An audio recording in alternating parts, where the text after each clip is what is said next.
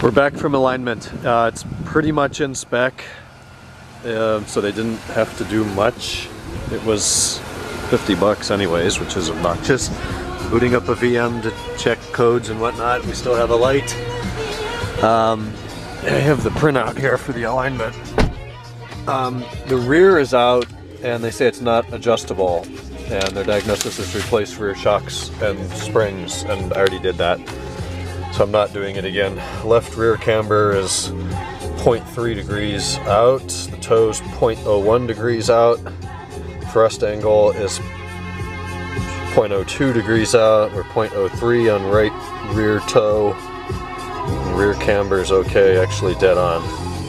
So I don't know, I've done the rear trailing arm bushings and I've done the shocks and springs back there within the last 20,000 miles, so maybe within the last 15,000 miles.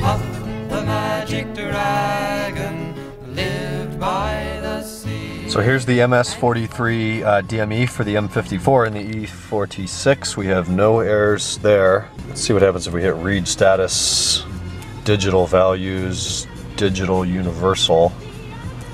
I don't think this is where we can see battery voltage. Clutch switch.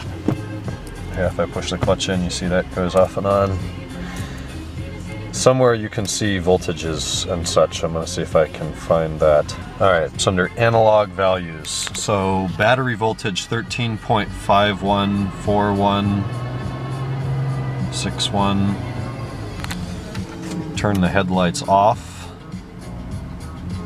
We go up to 13.7. Let's try to turn everything on. See what happens. I think that's about everything. We're down to 12.3. That seems low. If I roll a window down, 13. We're in low 13s, upper 12s. That's under pretty much full load though. There's a lot of systems on right now. Is that normal? Now let's try the opposite. Let's turn everything off.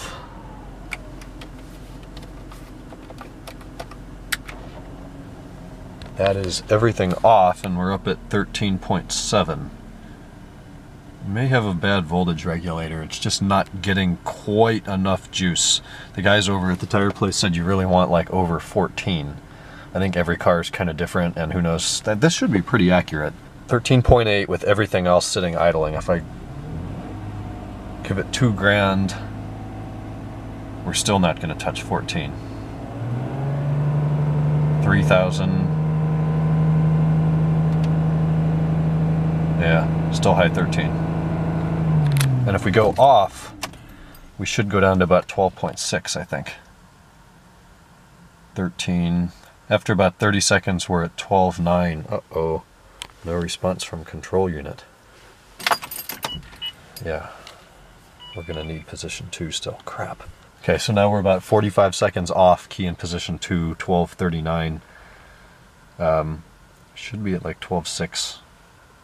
I don't know, that's kind of like a half-charged battery, 12.29. I don't know, it's a brand new battery. I may not want to drive this car much if the alternator isn't giving it enough juice. I don't want to kill a brand new battery. Inside the cluster air memory, we have light module, EPROM failure, frequency 50, sporadic failure. My German isn't very good, but that's been there ever since I started pulling codes on this car. If I clear it, in fact, it might come back immediately. So air memory has been cleared.